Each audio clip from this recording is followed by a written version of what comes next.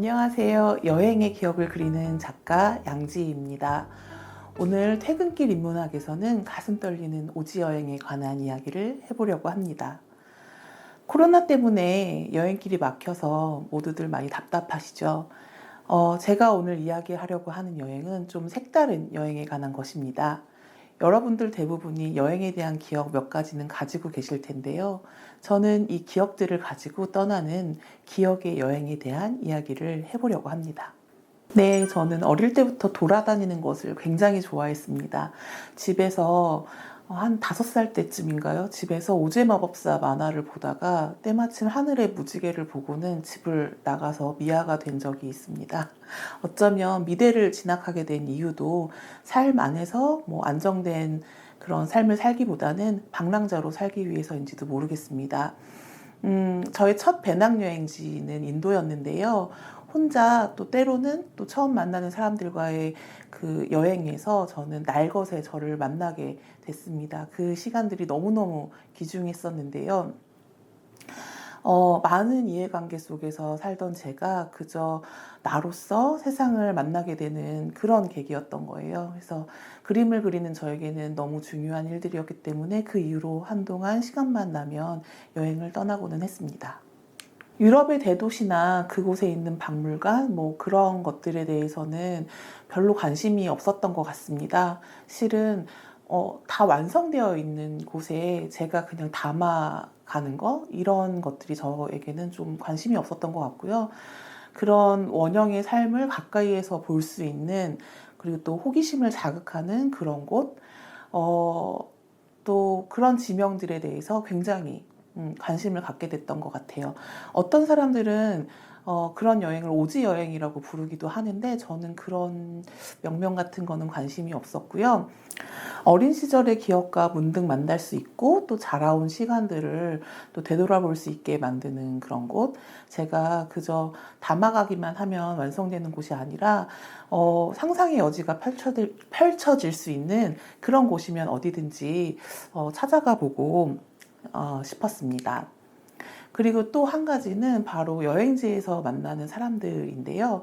그 당시 제가 느끼기에 개발이 잘 되어 있는 그런 관광지의 경우는 그곳에서 만나는 사람들 같은 경우 저는 정말 많은 타지인들 중에 하나였거든요. 하지만 개발이 좀 덜 되어 있거나 미지의 나라에서는 이 낯선 이방인에 대한 관심이 너무너무 많았습니다. 그런 면에서 관광이 아니라 여행을 하기에 정말 오지라고 불리우는 그런 곳들이 너무 좋은 곳이라고 생각이 되어서 우선적으로 가게 되었던 것 같습니다. 오늘 소개할 여행의 경우는 티벳인데요. 저는 솔직히 사진 한 장에서 비롯해서 그 여행을 떠나게 됐습니다. 대학교 1학년 때 어느 서점에서 본 그 사진집이었는데요. 그 사진집이 저의 눈을 확 끌어당겼죠.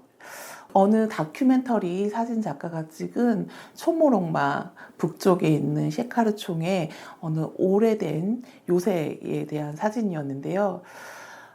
저는 상당히 충격을 받았습니다. 마치 그 역원근법으로 보듯이 멀리에 있어야 되는 그 산이 눈앞에 보였고, 오히려 되게 가까이 보여야 되는 그런 마을이, 저 멀리에 보이는 거예요. 그래서 그런 이상한 시각적인 충격에서 한동안 벗어날 수가 없었고요. 그때 당시 용돈을 탈탈 털어서 그 책을 구입을 하게 됐습니다. 그리고 그때부터 저는 그 광경을 보고 싶어서 티베트에 가는 것을 꿈꾸게 되었습니다. 진짜 가고 싶은 곳은 왜 좀 뜸을 들이면서 기회를 보고 또 막 정보도 수집을 하고 그러잖아요. 티벳 같은 경우가 저한테 그랬던 곳이었던 것 같습니다. 그래서 이후로 여러 여행지를 다녔고요. 가끔 만나는 또 그곳에 대한 이야기들을 들으면서 가는 날을 굉장히 꿈꿨던 것 같습니다. 한 예를 들면은 안나푸르나를 가기 위해서 네팔 여행을 가게 되었는데요. 그곳에서 아주 낯선 광경을 하나 보게 되었어요. 카트만두에 있는 그 상품, 여행 기념품을 파는 상점들이었는데요. 상점들마다 굉장히 조그만한, 요만한, 손톱만한 어떤 아저씨, 나이 먹은 아저씨, 혹은 또 승려처럼 보이는 그런 분의 사진을 팔고 있는 거예요. 그래서 너무 많이들, 그리고 또 큰 사진이 아니라 정말 손톱만한 사진이었기 때문에 너무너무 궁금했습니다. 그래서 이제 이 사람이 누구냐라고 물어봤을 때 달라이라마라는 그 사진의 주인공 이름을 듣게 되었지요. 그리고는 이 작은 사진을 그 가슴에 품고, 걸리면 안 되니까 가슴에 품고 국경을 넘나드는 사람들의 이야기를 듣게 되었습니다. 그렇게 또 티베트에 대한 어떤 하나의 꿈이 또 추가가 되었고, 가장 여행하기 좋은 시기들을 이제 기다리기 시작을 했습니다. 하지만 중국과 티벳과의 관계가 굉장히 안 좋아지고, 또 한국과 중국과의 상황들 때문에 이제 개인 여행이 금지가 되고 점점 더 폐쇄가 되는 상황으로 치달으면서, 어쩌면은 한동안 영영 내가 젊을 때에는 못 가겠구나라는 생각이 들어서 제약 상황들이 있음에도 불구하고 이제 여행을 급하게 준비해서 떠나게 되었습니다. 전에는 여행을 할 수 있는 곳이었는데요. 지금은 힘든 곳입니다. 티베트 자치구 또는 시짱지구라고 불리우기도 하는데요. 중국 서남쪽, 그 서남쪽의 그 티베트 지역, 그 티베트인들의 자치구입니다. 1950년대 이후에 중국에 합병이 되었는데요. 문화혁명의 여파로 많은 사찰이 파괴되기도 했습니다. 여러분들도 가끔 뉴스에서 보셨듯이 달라이라마를 정신적 또 종교적 리더로 생각을 하는 이곳 사람들이 오랫동안 지금까지도 독립투쟁을 벌이고 있기도 한 곳입니다. 지금은 중국이 한국을 티베트 여행 금지 국가로 묶어 놓았기 때문에 여행이 자유롭지 않은 상황이고, 제가 방문했던 시기도 개인 여행 자체는 금지가 되어 있었고 감시도 되게 심했고요. 그래서 그 서둘러 여정을 이제 시작하게 됐는데요. 제가 여행을 할 당시 중국 현지 여행사를 통해서만 퍼밋이 이제 가능하고, 해외에서 어떻게 허가를 받을 수 있는 방법이 전혀 없었기 때문에 여행 일정을 좀 이렇게 늘려서 중국 그 현지에서 조금 머물면서 티벳에 어떻게 하면 좀 더 효율적으로 접근할 수 있을지를 좀 고민하고 공부하고 또 여행사를 컨택하는 과정을 이제 모색을 좀 했었죠. 그리고 라싸까지 이렇게 열차를 이용해서 가고, 또 구간은 자동차 여행을 하기로 결정을 하고 그렇게 티벳 여행이 시작되었습니다. 티벳을 여행하면서 가장 인상적이었던 거는 거대한 산과 광야, 또 티베트의 아름다운 고원이었습니다. 또 그곳에서 만나는 그런 풍경들, 이런 것들은 되게 거칠지만 엄청나게 평온함을 저에게 주었습니다. 그리고 눈이 시게 아름다운 하늘이 정말 가깝게 보인다는 말이 정말 실감날 정도였었습니다. 마치 바닷속을 연상시키는 티벳의 하늘은 옛 성서에 나오는 궁창이 지금까지 있었으면 어땠을까라는 상상을 하게 하기도 했습니다. 다음으로는 거기서 만난 사람들이 있었습니다. 제일 먼저 저의 흥미를 끈 사람들은 오체투지를 하면서 그들의 성지 라싸로 향하는 사람들이었는데요. 오체투지가 뭐냐면 되게 쉽게 얘기하면 우리나라 말로 절하는 건데, 그러니까 땅에 엎드리고 뭐라고 해야 되나, 머리가 땅이나 아니면 절을 받는 사람의 발에 닿게 하는 거를 오체투지라고 얘기를 하는데요. 인도의 그 예경 방식이었던 이 인사법이 중국 양대를 거쳐서 그 참회하고 수양하는 방법으로 이제 변하게 되죠. 티베트의 경우는 접종례를 할 때 몸을 완전히 뻗어서 신체의 앞면을 모두 땅에 이제 대게 하는 게 특징입니다. 한겨울에 진짜 살을 애는 엄청난 추위에도 그 삼보일배를 하면서 온몸을 차가운 바닥에 던져가면서 이 절을 해야 되기 때문에 웬만한 옷들은 다 헐어버리고 다 뜯겨져 나가거든요. 그래서 고무로, 엄청나게 두꺼운 고무로 만든 앞치마를 입고, 그다음에 폐타이어를 잘라서 무릎 보호대를 하고, 또 나무판을 짝짝이처럼 이렇게 끈을 대서 양손에 끼고 이렇게 이제 절을 하는 거예요.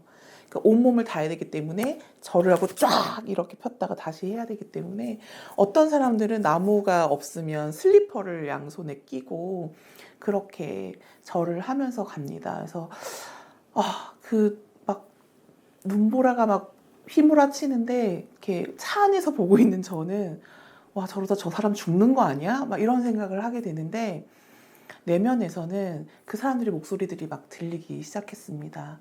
나는 죽어서 정말 좋은 데로 갈 거야. 그 염원들이 그 사람을 그렇게 오랜 세월 동안, 시간 동안 그렇게 오체투지를 하게 만드는 원동력이 아닐까라는 생각을 하게 됐습니다.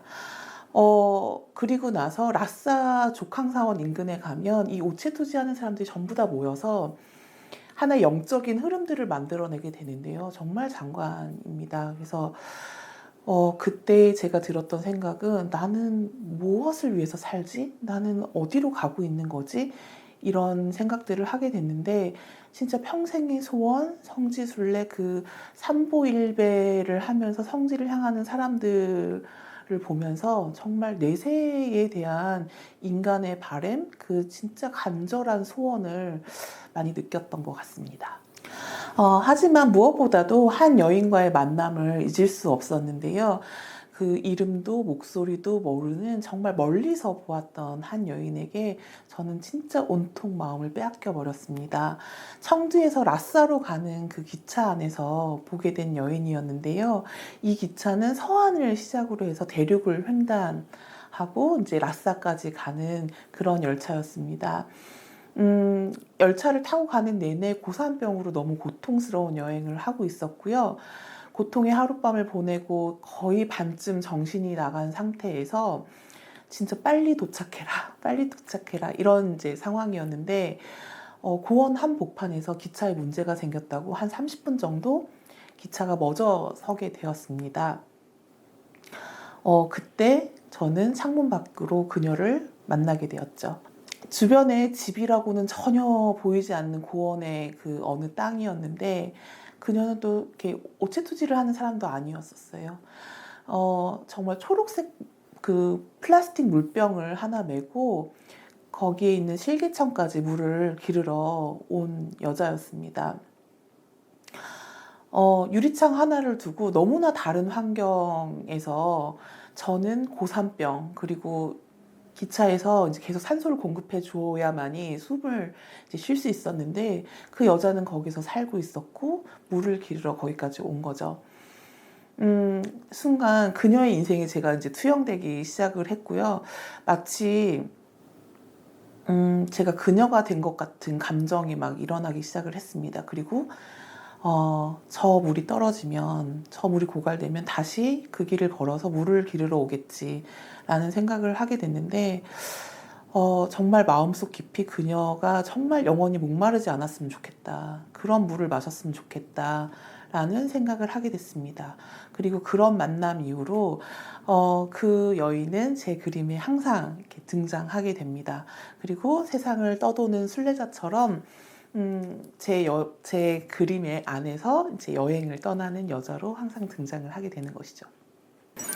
네, 그거는 호주 여행에서 경험했던 그레이트 베리어 리프라는 곳에서 그 만났던 정말 푸른 바다, 그 안에 물고기 떼들이 티베트 하늘을 보면서 생각났기 때문입니다. 그래서 하늘과 진짜 가까운 대륙의 한가운데를 지나면서 지구 아래쪽 저 깊은 바다가 생각나는 건 아마도 그곳이 태고적 바다였기 때문이었을까요? 저도 되게 원인을 알 수 없는 그 생각이 났던 거예요. 그래서 되게 독특했던 경험이었고, 그래서 그 생각을 바로 그림으로 옮기게 된 거죠. 네, 처음에는 누구도 경험하지 못했던 여행의 기억들, 그거를 되게 생생히 재현해내고 싶은 마음이 있어서 이제 그게 출발점이었고요.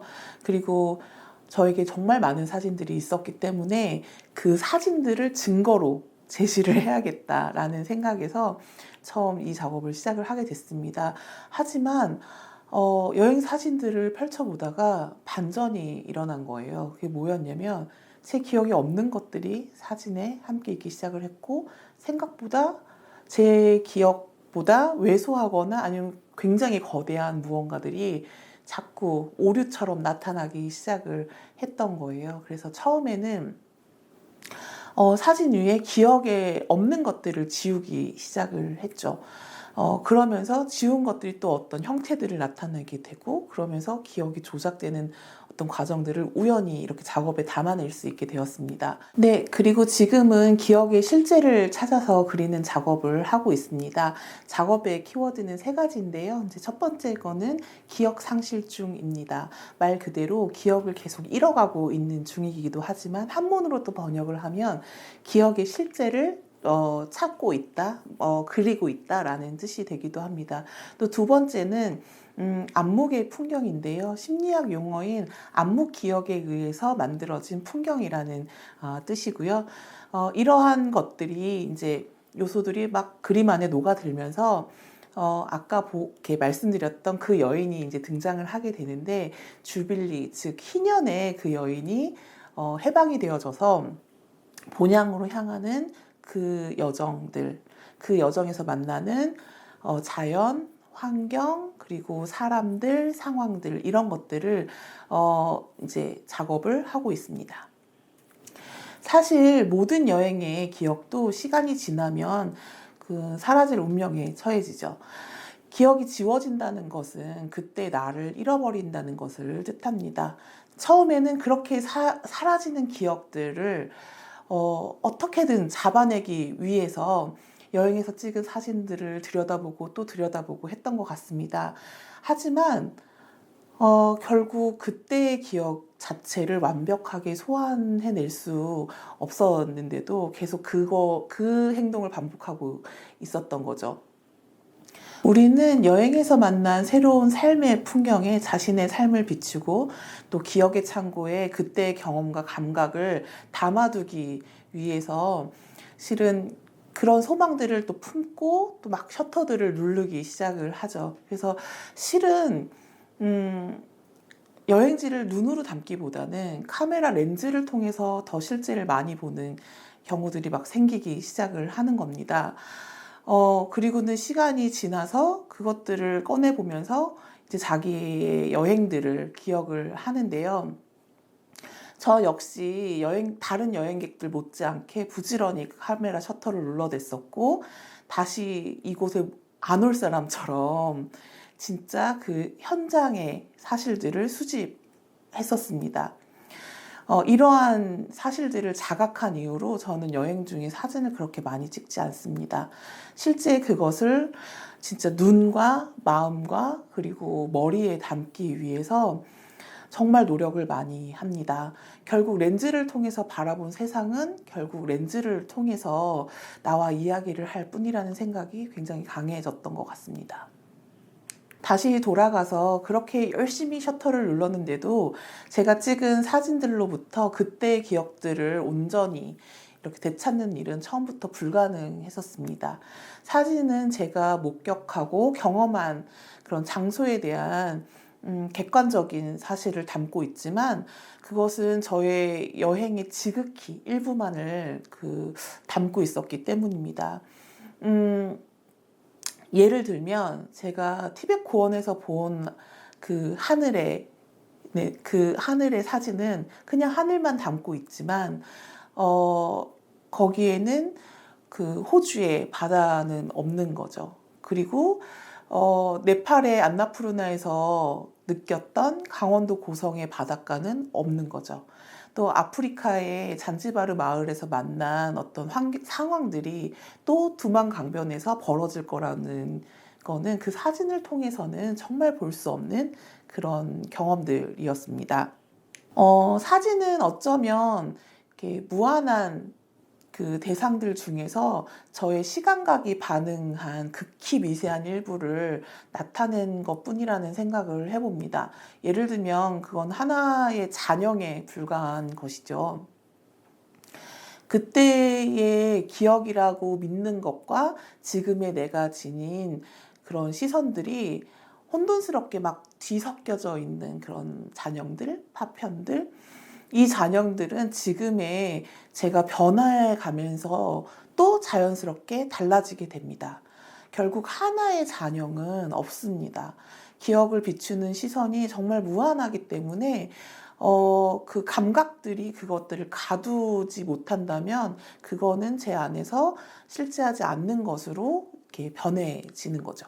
저의 질문은 바로 이 부분에서 시작이 되었습니다. 그림을 통한 기억의 여행도 이것과 또 함께 시작이 되었던 것이고요. 사진에서 객관적인 사실을 얻음과 동시에 겨우겨우 찾아낸 나의 어떤 주관적인 느낌들을 덧붙여 가면서, 하지만 아까도 얘기했다시피 이미 나는 거기에 없는 거죠.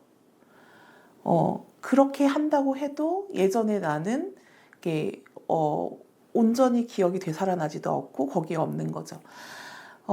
그때 내가 나도 지금의 나도 아니고, 지금의 나도 그때 내가 아니고, 정말 찾을 수가 없는 이제 상황들이 생기게 됩니다. 다만 이 무한한 잔영들이 남아 있을 뿐이고, 저는 이것들을 그래서 이제 기억의 인상이라고 명명을 해보게 되었는데요.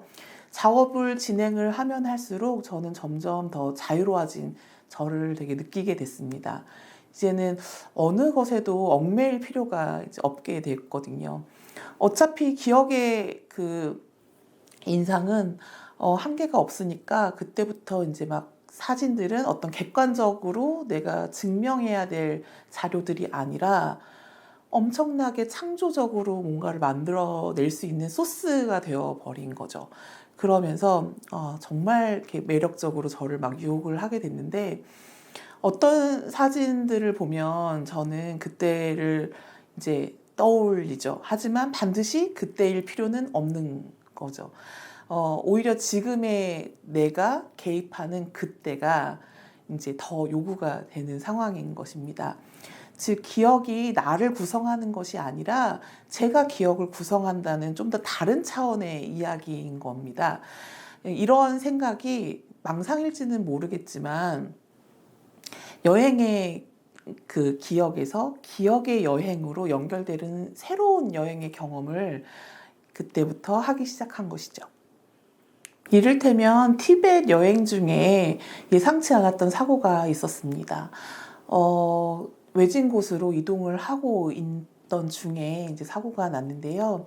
자동차가 이제 빙판에서 빙글빙글 5바퀴를 돌다가 어딘가 이렇게 걸쳐진 거죠. 정말 자칫 삐끗했었으면 큰 사고가 날 뻔한, 다 죽을 수 있었을 그런 사고였었습니다.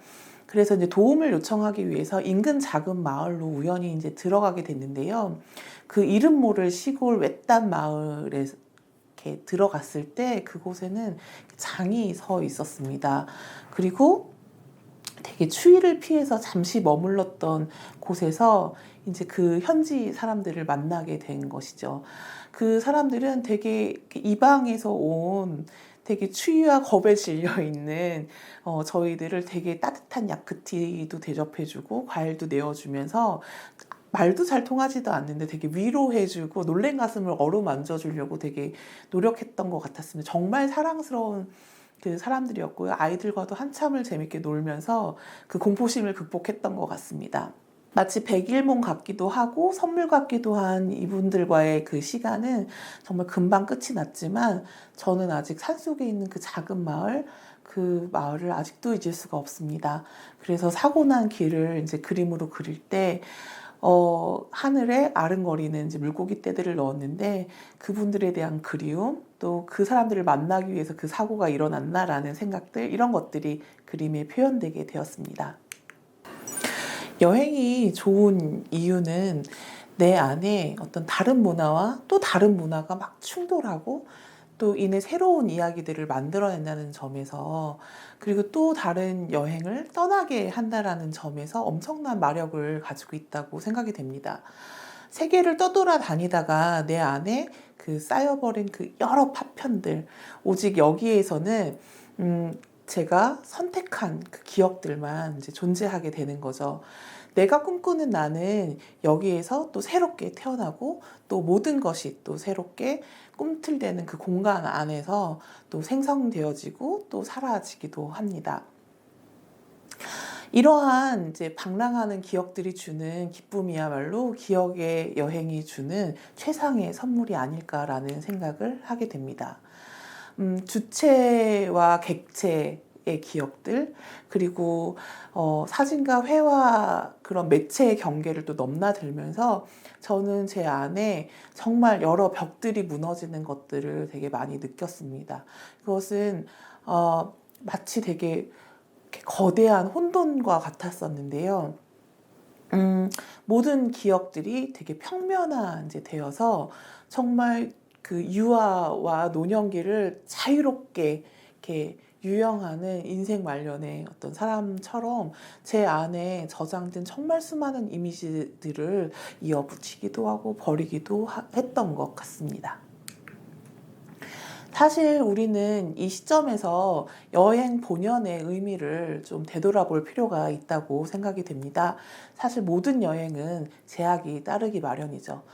가고 싶어도 못 가는 곳이 분명히 있고요. 진짜 여행도 오히려 지금부터 가능할 할 거라는 생각이 듭니다.